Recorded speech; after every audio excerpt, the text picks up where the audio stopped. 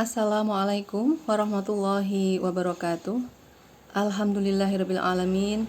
Wassalatu wassalamu ala asrofil anbiya'i wal mursalin wa ala alihi wa sahbihi ajmain. Amma ba'du.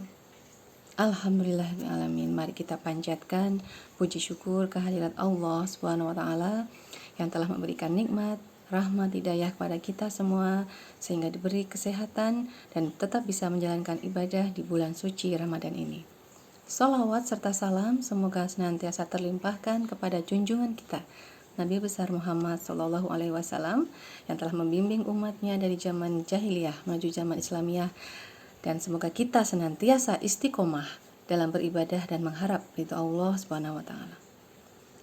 Pada hari ini saya akan bertanya terlebih dahulu sebelum berkisah tentang seorang pemimpin, ya, seorang panglima besar, seorang sultan.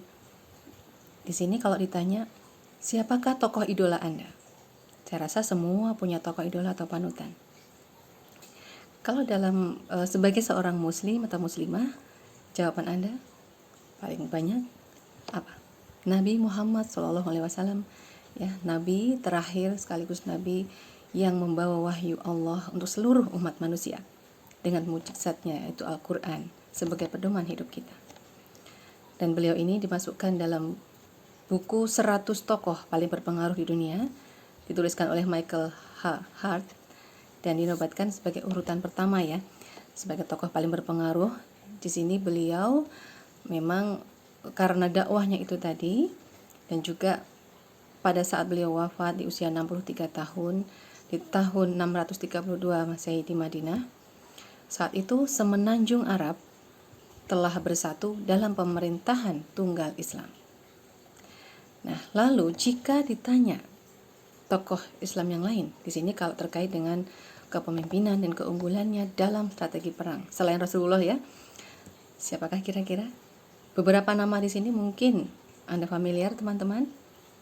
Misalnya Khalid bin Walid, Salahuddin Al-Ayyubi, Muhammad Al-Fatih. Nah, taruh Khalid bin Walid ini punya julukan sebagai Syaifullah Al-Maslul, pedang Allah yang terhunus. Di sini beliau adalah seorang panglima yang termasyhur dan ditakuti di medan perang. Jadi banyak sekali perang yang beliau pimpin dan tidak sekalipun terkalahkan. Saat bulan Ramadan ini di film Omar, ya, Khalifah Umar bin Khattab telah ditayangkan di stasiun TV swasta tahun lalu dan tahun ini ditayangkan juga, dan kebetulan sudah selesai, ya, filmnya. Di situ ada Khalid bin Walid ini ditampilkan bagaimana saat masih sebagai kaum kafir atau musyrikin, kemudian saat sudah diberi hidayah dan masuk Islam, beliau sebagai panglima perang yang luar biasa. Di sini beliau meskipun berperang, tapi Allah menakdirkan beliau meninggal bukan dalam saat peperangan, tapi dalam kondisi sakit. Sedangkan Salahuddin Al-Ayyubi, di sini beliau adalah seorang penakluk Yerusalem, pahlawan Islam dalam perang salib. Nah, baik Khalid bin Walid maupun Salahuddin Al-Ayyubi ini ada filmnya, ya, buku-buku juga, buku komik yang menceritakan kepahlawanan beliau, itu sangat menginspirasi. Kalau Muhammad Al-Fatih, nah di sini nanti akan saya ceritakan lebih panjang, lebih detail terkait dengan Muhammad Al-Fatih ini. Siapa sih beliau? Ada yang tahu? Beliau adalah penakluk Konstantinopel, ya. Ada yang tahu Konstantinopel? Itu adalah kota Heraklius, saat itu merupakan sebuah kota yang diimpikan dunia, penghubung dua benua dan dua samudra. Begitu megah dan pengaruhnya diperebutkan oleh berbagai bangsa. Selama ribuan tahun tetap berdiri kokoh dan tahan terhadap berbagai gempuran. Nah, di sini pertahanan terkuat pada masanya, ya, untuk Konstantinopel ini. Lalu penaklukan Konstantinopel ini merupakan suatu peristiwa yang besar yang mengguncangkan timur dan barat. Sultan Muhammad Al-Fatih adalah sosok penakluk terhebat. Di sini seperti janji Rasulullah, ya, telah dikabarkan sejak ribuan tahun lalu dan berhasil diwujudkan pada tahun 1453 Hijriah. Jadi ada seperti sabda Rasulullah ini diriwayatkan dalam hadis Ahmad. Sungguh, Konstantinopel akan ditaklukkan oleh kalian. Maka sebaik-baik pemimpin adalah pemimpinnya. Dan sebaik-baik pasukan adalah pasukan yang menaklukkannya. Masya Allah. Dari ketiga tokoh panglima perang ini, nanti kita akan lebih jauh membahas tentang Muhammad Al-Fatih ini ya. Jadi berbagai peristiwa dan langkah menuju ke sana itu siapa sih Muhammad Al-Fatih? Kenapa dikatakan sebagai penakluk ya yang terkuat, yang sangat terkenal sejarahnya, dan beliau ini adalah penakluk yang dijanjikan. Sangat menarik untuk kita telusuri. Jadi bagaimana cara beliau memantaskan diri, caranya belajar, dan bagaimana tekad sang penakluk yang telah dijanjikan itu.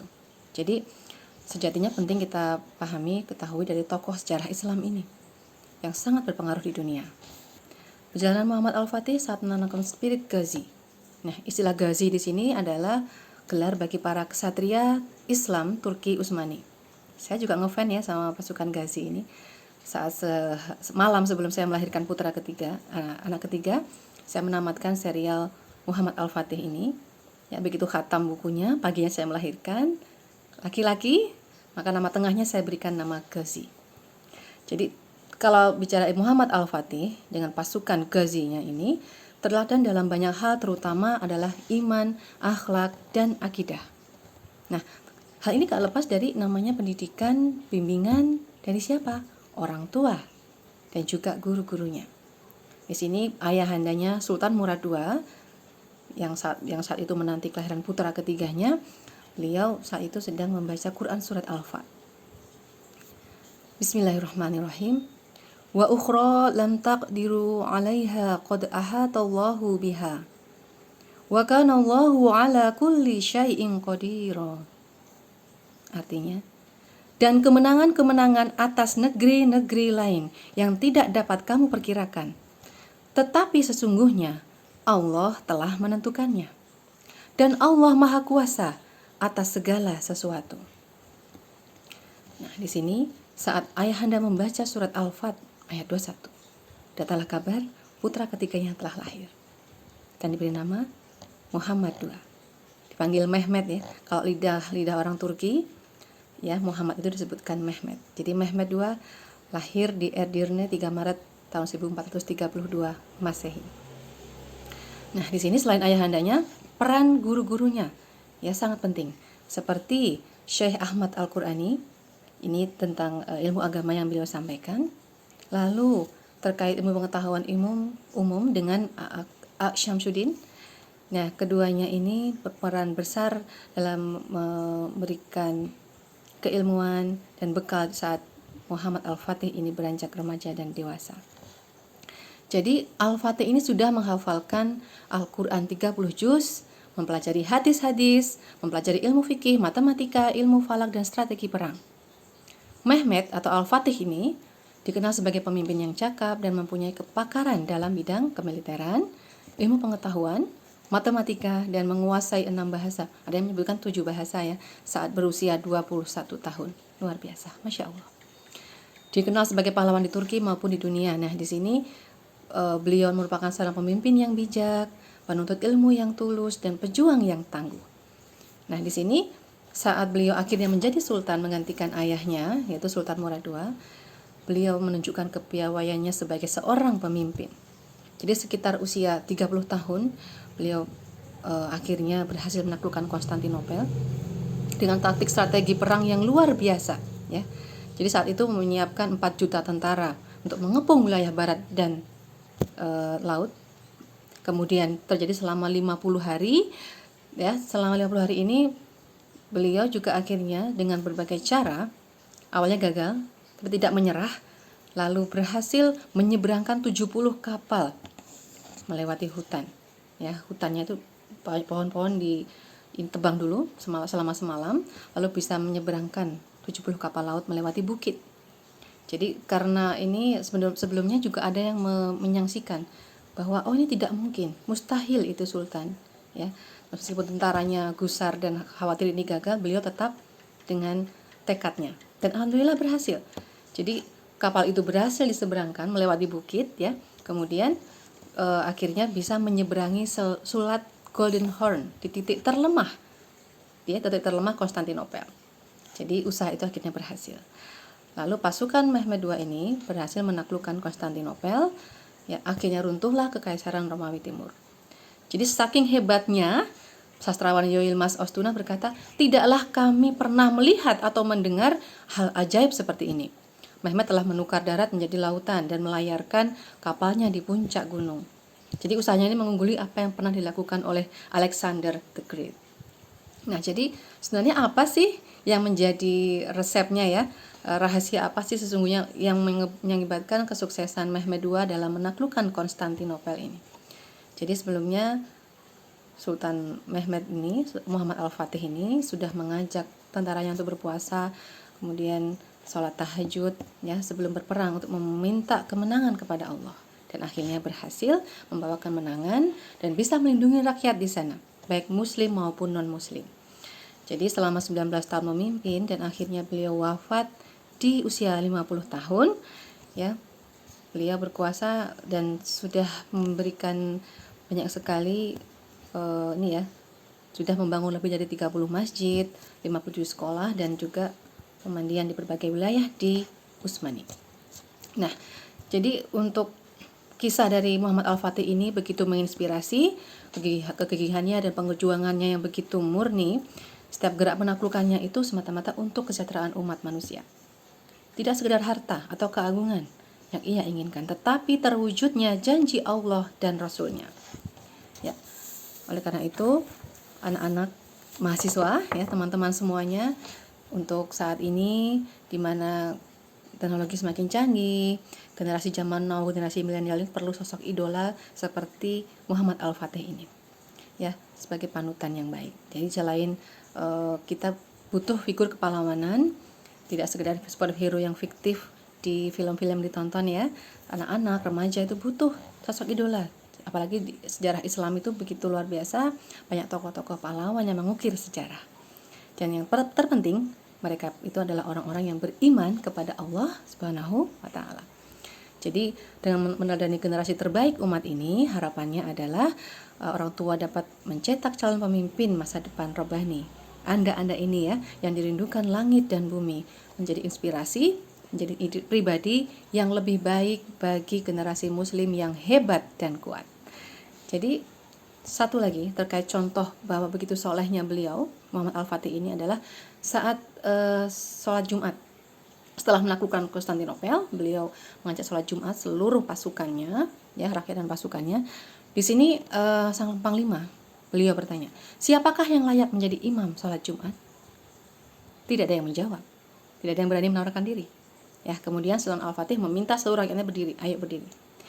Lalu bertanya, siapakah di antara kalian yang sejak remaja atau akil balik hingga hari ini tidak pernah meninggalkan sholat wajib 5 waktu? Ya, yang pernah maka silakan duduk. Lalu yang terjadi, tidak ada seorang pun yang duduk. Berarti semuanya sudah sholat 5 waktu ya, tertib. Lalu beliau bertanya lagi, siapakah di antara kalian yang sejak balik hingga hari ini tidak pernah meninggalkan sholat rawatib? Jika sekalipun meninggalkan, maka silakan duduk. Nah, setelah itu sebagian lainnya terlihat duduk. Lalu dengan mengedarkan pandangannya ke seluruh pasukan dan rakyatnya, beliau kembali bertanya, siapakah di antara kalian yang sejak akil balik hingga hari ini pernah meninggalkan sholat tahajud? Yang tidak pernah meninggalkan sekalipun, semalam pun. Jadi yang pernah bolong semalam ya, jadi silakan duduk, begitu maksudnya. Dan ternyata apa yang terjadi? Masya Allah, ternyata ada pemandangan yang luar biasa di sini yang menakjubkan. Semua yang hadir dengan cepat itu duduk. Hanya satu saja, seorang saja yang tetap tegak berdiri. Siapakah dia? Dia adalah Sultan Muhammad Al-Fatih, ya, Mehmed II, sang penakluk benteng terkuat Bizantium, Konstantinopel. Jadi beliaulah yang pantas menjadi imam sholat Jumat hari itu. Karena hanya beliaulah yang sejak remaja itu selalu menunaikan sholat tahajud, bersujud kepada Allah, dan tidak pernah absen, meskipun hanya satu malam. Mehmed II memang terkenal sebagai sultan yang saleh. Semasa hidupnya dia tidak pernah meninggalkan sholat fardu, sholat sunnah, sholat tahajud, dan berpuasa. Sejak berusia 8 tahun, dia telah menghafal Al-Quran, menguasai 7 bahasa berbeda. Arab, Latin, Yunani, Serbia, Turki, Parsi, dan Ibrani. Jadi teman-teman mahasiswa semuanya, bisa mengambil hikmah dari kisah perjuangan Muhammad Al-Fatih ini, agar bisa lebih semangat lagi dalam beribadah, menuntut ilmu di bangku perkuliahan, tidak putus asa jika ada kendala belajar. Ilmu agama juga tidak terlupakan, seimbangkan pelajaran antara ilmu pengetahuan teknologi dan keimanan takwa, IPTAK dan IMTAK seimbang. Sebisa mungkin pelajari agama lebih mendalam, tentunya juga memiliki adab sopan santun yang baik kepada orang tua, kepada guru atau dosen, memiliki target capaian untuk sukses di masa depan. Ya, sukses di dunia maupun di akhirat. Insya Allah semua bersinergi dan semua mendapatkan hasil yang terbaik, terutama jangan lupa doa dari kedua orang tua, ayah dan ibu kita, pintu surga kita. Kita didoakan orang tua dan kita juga mendoakan keduanya. Oke, baik teman-teman, sekian kisah hari ini dan semoga bermanfaat. Wabillahi taufiq wal hidayah. Wassalamualaikum warahmatullahi wabarakatuh.